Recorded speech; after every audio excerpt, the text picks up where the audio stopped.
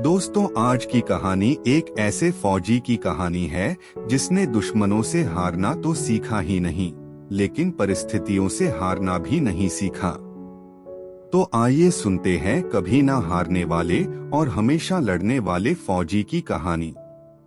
Karauli टैकक्स Hungarian army के soldier थे और दुनिया में सबसे टॉप के पिस्तौल शूटर थे।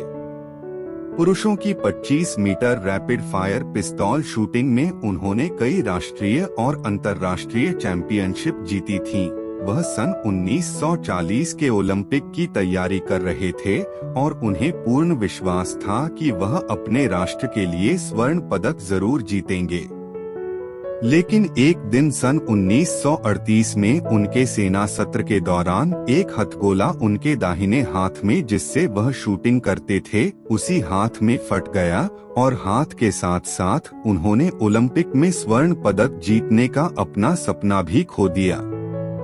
अपना इलाज करने के लिए अस्पताल में उन्हें 1 महीना रुकना पड़ा।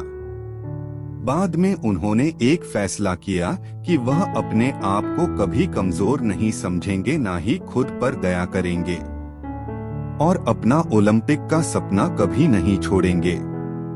उन्होंने सोचा कि उनके पास पूरी तरह से स्वस्थ और तंदुरुस्त बायां हाथ है, तो क्यों न उसका इस्तेमाल करके देखें। आखिरकार खुद को साबित करने के लिए वह हर संभावनाओं को टटोलना चाहते थे। करोली में सफल होने की प्रबल इच्छा थी।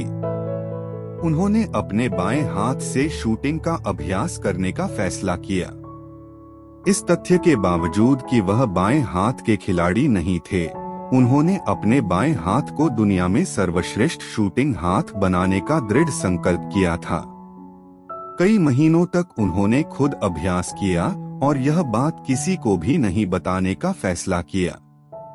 सन 1939 में जब वे राष्ट्रीय पिस्तौल शूटिंग चैंपियनशिप में पहुंचे, तब अन्य निशानेबाज उनके साथ जो हादसा हुआ उसका शोक व्यक्त करने के लिए आए और इतनी कठिनाइयों के बाद भी वह दूसरों का प्रदर्शन देखने के लिए आए, इसके लिए उन्हें बधाई दी। तब करोली ने जवाब देते हुए कहा कि मैं यहाँ आप सबको खेलते हुए देखने नहीं आया हूँ, मैं स्पर्धा में भाग लेने आया हूँ। हर कोई यह जानकर बहुत हैरान हो गया और लोगों को इससे भी ज्यादा आश्चर्य तब हुआ जब उन्होंने अपने बाएं हाथ से शूटिंग करके चैंपियनशिप जीती। सन 1940 और 1944 के ओलंपिक खेल द्वितीय विश्व युद्ध के कारण रद्द हो गए।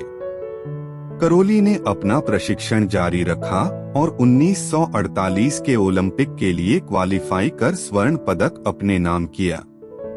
बाद में उन्होंने सन 1952 के ओलंपिक खेलों में स्वर्ण पदक विजेता बनकर अपने राष्ट्र का मान ऊंचा किया। दोस्तों, जीवन में कुछ भी हासिल करने के लिए माइंडसेट और विल पावर दोनों का होना बहुत जरूरी है। कला और तकनीकों को तो सीखा जा सकता है, लेकिन इच्छा शक्ति को नहीं। हमें सफल होने के लिए पूरे दृढ़ संकल्प के साथ अपने लक्ष्य की ओर काम करने की आवश्यकता है। हम आशा करते हैं कि यह कहानी आप में माइंडसेट और विल पावर विकसित करने में मदद करेगी।